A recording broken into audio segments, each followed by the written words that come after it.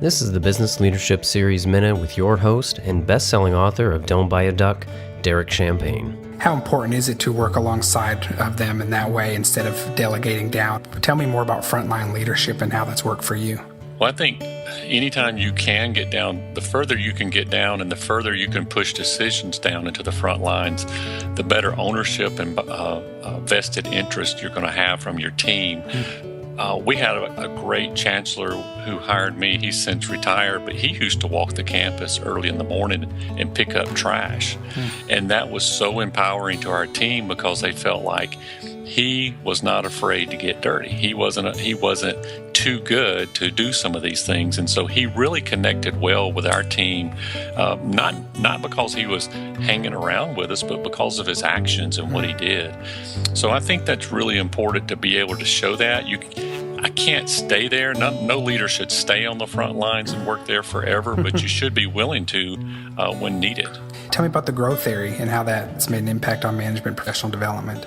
Well, the growth theory came out of when I kept getting asked to speak and tell people about what we're doing here and all these. So I made a simple formula. So the first part of the grow is to empower people to think of what they do is truly great.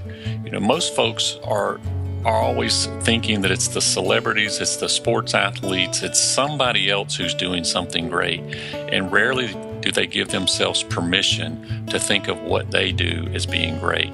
So I give people permission to think about that. So we talk about greatness quite a bit around here. And then the second part is no matter what you're trying to do, Derek, you're going to run into obstacles. And so you've got to have that resiliency.